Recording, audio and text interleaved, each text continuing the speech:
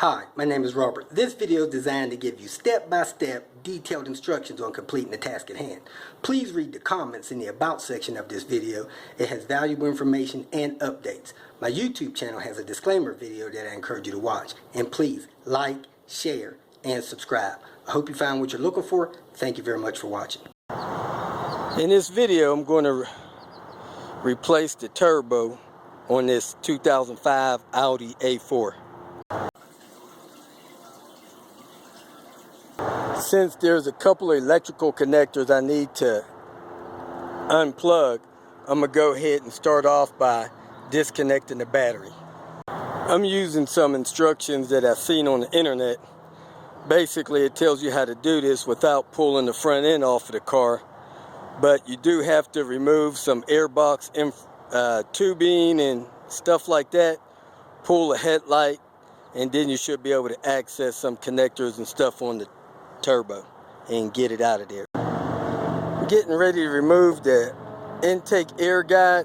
There's 2 Phillips screws there, and for some reason this one is not installed properly. It's loose and hanging out. Anyway, taking that guide out, I see a couple of issues. One, this hose here has got some cracking in it. 2, this thing here looks disconnected or broken, and this hose here looks like it has a break in it there. Not sure what that is or what's going on with it, but I'll let him know he could try to get it replaced. Next, I'm going to take the headlight out. I'm going to remove these 2 screws. They look like T25s or T30s, and see if that lets it loose. Next, I'm going to remove the air box. I'm going to unplug the airflow sensor. I'm going to disconnect this clamp here. I'm going to disconnect this tube here. I'm going to unhook this plumbing here, and I'm going to disconnect this check valve here, and let me see where I'll go from there on getting this air box out. To unplug the mass airflow sensor, you pull up on this little tab here, and it releases a clip off the inside of it. Then you pull it straight up. To get this tube loose, you squeeze on the ridges and it releases the clip. Then you unplug that. Had to pull this hose off this tube. It's got one of them funny Oakley clamps, so I use the accessory screwdriver to pry it open and unclip it. This air box has this heat shield on it. It looks like 3 small Phillips head screws, so you need to remove those so you can get that heat shield off, because it has lines tangled in there against the air box that will stop you from pulling the air box when you get everything loose. Next, I release that clip from the firewall or from the fender well. Then you need to move these wires and tubes out of the way. Then you can start working that air box up. This tube that goes to the top of the air box has a couple of Phillips screws hidden down on the side of the air box that you'll need to take loose. Next, I remove this electrical connector off of the top of the air box. I use this screwdriver to pry the clip up and unplug it. Then I pivoted the air box to the engine and lifted it up and out of the engine compartment. The wiring harness had a couple of clips that secured it to the air box. I had to work 3 of them loose. Now that the air box is out of the way, I could finish taking the light assembly out. I had 2 screws on top, and then I have 1 screw down here that I need to remove. I found a 4th screw on the driver's side of the headlight assembly. So you got 2 up top, 1 right there, 1 in the back, and then you work this plug off of it. You got to push this clip or pry this clip on it and pull it out. Now this headlight assembly should slide out of the vehicle toward the front. Next, I'm going to take this turbo intake tube off, and what I'm going to do is I'm going to unplug that electrical wire and disconnect it from the tube.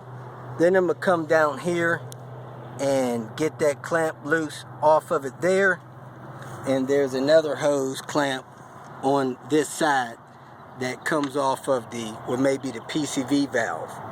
So let me take those 2 clamps loose, take this off of the intake of the turbo, and I may not disconnect this little hose here. I'm gonna see if it'll flip over and lay on top of the engine. There's a little bit more to this intake tube than meets the eye. Right here, let me get closer.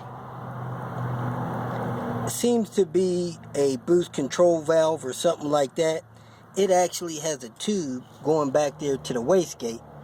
Now you can take that loose or cut it, whatever you want to do with it. It's just going to the wastegate on the turbo. You had the tube on the top here that had the clamp, which was a little difficult. You got the tube back there that I don't know if I seen the clamp on initially. I took that clamp loose, worked that tube out. Then you got this tube up here, which is still connected. Then the tube that went and screwed onto the air box is connected to it. And then I got the clamp from the bottom. And then the other line that came off of the wastegate actuator actually had some kind of bolt that screwed it into the front of the turbo. So it's somewhat of a Chinese jigsaw puzzle getting that out. But I'm gonna go ahead and cut that hose to the wastegate, and I have some silicone that I'm gonna replace that with. Then I'll be able to flip this tube up and out of the way. So that tube that was up here, I kind of bent it out of the way, but it is in bad shape. So there's the turbo there. Next, I'm going to unplug that line and pull it out since it's broke right there. Then I'm going to unplug the line on the bottom of it that goes to the intercooler. It's got a clamp there. And then I'm going to drain the oil into an oil pan. I came underneath and pulled the intake tube off of the turbo. You can see a lot of the oil that was in it, and there may be a lot in this tube. I don't think I'm gonna mess with it, but there's a bracket that's running over to the engine from the bottom of the turbo. I'm gonna go ahead and take that out. I think it's a number 8 Allen. I got the bracket off. Next, I'm gonna take those 2 Allens out that goes down to the pan, so that's the oil drain line. The one away from the engine was easy to get. The one closer to the engine, it's not going to be so easy. So I'm going to put the tool on there like this. Then I'm going to put a box end wrench on there and use it as a cheater to break it loose. With the long end of the Allen wrench inside the screw head, I put the box end wrench on here like this and use it as a breaker bar or a cheater. Somewhat of a surprise, absolutely no oil dripped out of the turbo when I took that line loose. Even though it goes right into the oil pan, I still expected some oil to come out of it. Turns out that this hose bend here actually goes to the air pump, so that's probably throwing an emissions code. I got 3 more lines hooked up to the turbo, and then the turbo's mounted to the intake manifold and the exhaust manifold or cat. So my next step is to break these 2 lines loose. I believe one's oil, the other's coolant. Then on the back side of that looks like another coolant line there. I'll take that loose when I drop the turbo down a little bit. And as you can see, these bolts on the intake manifold are wet. I sprayed those down with PB Blaster. Those and the ones on the exhaust. Actually, it wasn't PB Blaster, it was liquid wrench. Remove this little heat shield here. It's got a 2 8mm on the back side of it and 1 8mm down there. That'll make it easier to get that top bolt off back there. The small line on the passenger side was oil, the braided line, and the other line is coolant. When I disconnected the oil line, nothing happened, and I tucked it up here. When I unplugged the coolant line, coolant started flowing, so I did have the drip pan under there, and it flowed, maybe lost about 1.5 pints of fluid, and I tucked it up there. So next, I'm going to take these 3 bolts out of here, and the 3 bolts out from there, and try to see if that'll get this turbo loose, where I can get that coolant line on the back side of it off. I would almost say that this 17 millimeter hook thing, boxed in wrench that I got from Harbor Freight is just about a must to do this job. It was good for getting this bolt under here, and it's good for hooking in here. Had enough space to get under this intake manifold shield, whatever it is, and working this 17 back and forth while the turbo dropped down. So I believe all 6 of those bolts are out. I'm going to drop the turbo down a little bit and pivot it so I can get my Allen in the back of that other coolant line over there, wherever that thing is. Coolant line right here. And after I get that coolant line loose, this turbo should come out. The turbo did drop down. Now I'm trying to see what size that is. It looks like that's an 8. A lot of these other hexes have been a 6, but this one up here looks like the only 8 in a bunch. And then I had even some maybe 4s. So let me see if I got an 8 to get this out. If not, I'm gonna have to go to the store and get one.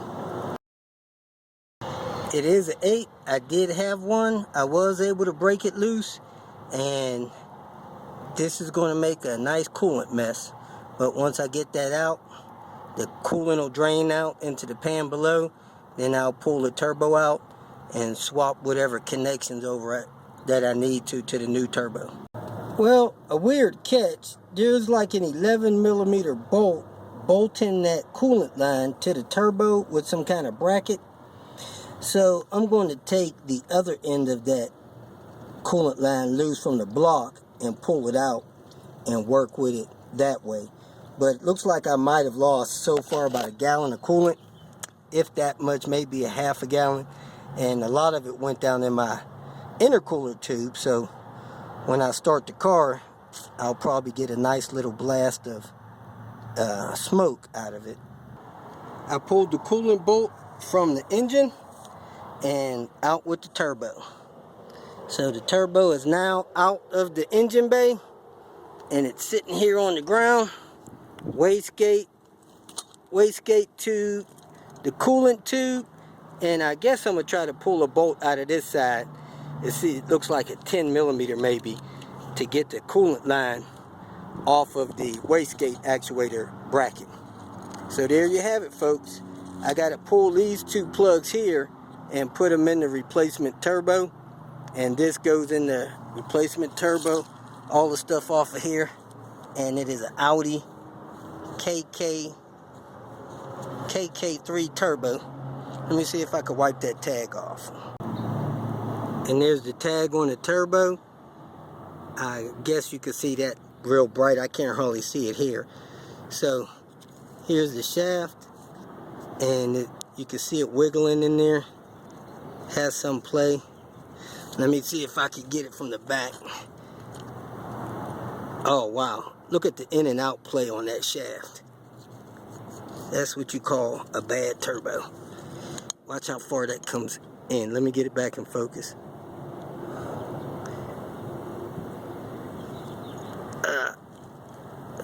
So that shaft, that's out. Let me push it back in. That thing dropped in about, gosh, a ½ inch. And that's why it smokes like a freight train. Here's the replacement turbo.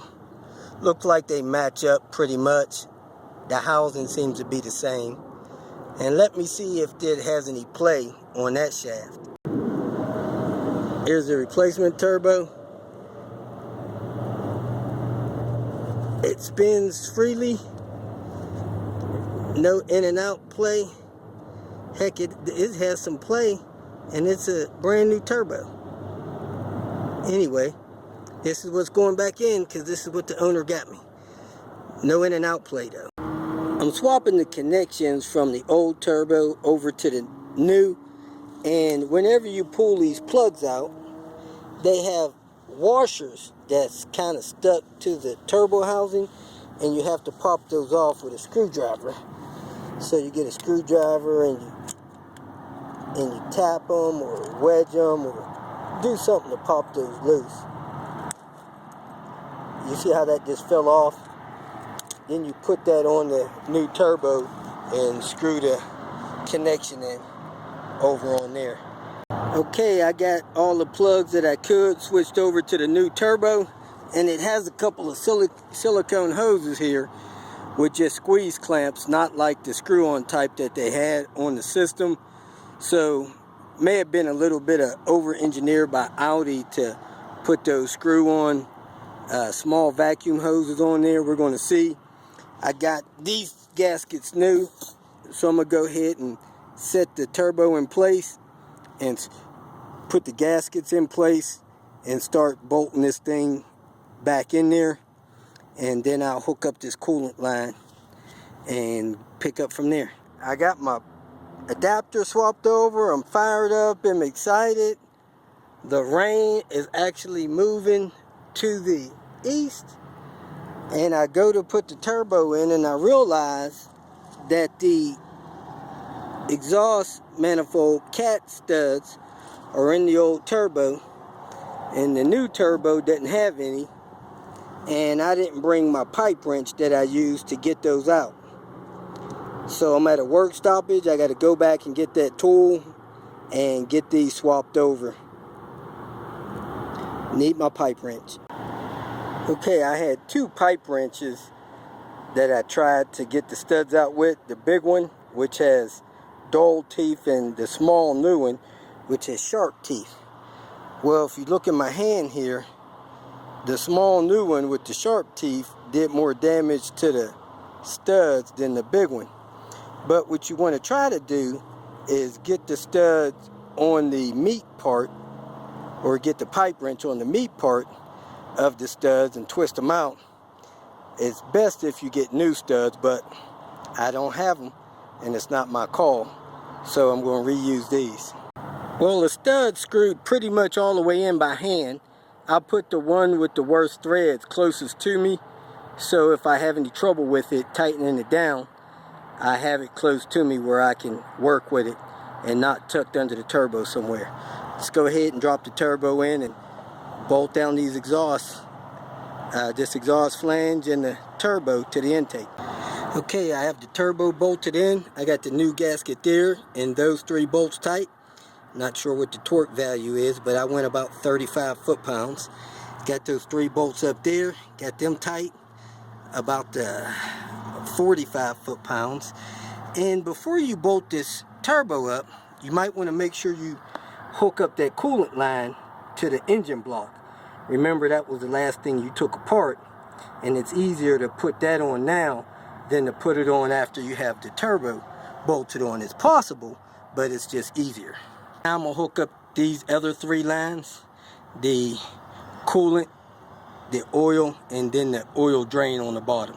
Now you want to put your heat shield back in place with your 8mm bolts. Okay, I got these lines hooked up. I got that lower intercooler line hooked up there. I got the oil drain line hooked up from the bottom. Now I'm going to hook up the lower brace. Lower support bracket was a little difficult getting started. I used this to start it in the bottom, got it just about snug. Then I came up here and had to use my bare hands to fill that to the hole. Now I'm going to take the bit and start the threads in and then tighten it down. From underneath, I tightened the intercooler pipe, the oil drain line, the lower support bracket, and then I screwed in the drain plug for the oil pan. I see this strange streak coming down the oil pan. When I follow it up, it goes up to the crank pulley. Chances are this thing has a water pump leak, so he probably needs to do a water pump with a timing belt. I don't know if he wants to spend that money. He probably needs to sell this thing while it's running. Next, I'm going to drop this intake tube in place and try to figure out that Chinese jigsaw puzzle and get that stuff back together.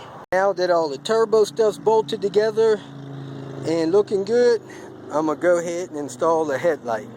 I got 4 bolts for the headlight. As far as I could tell, everything's hooked up and tight. I got all this jigsaw puzzle stuff hooked up on this air intake tube. I'm ready to drop in my air box. I got this tube here bolted in for this air intake thing that's busted, that air pump thing. So I guess he'll get a hose for that.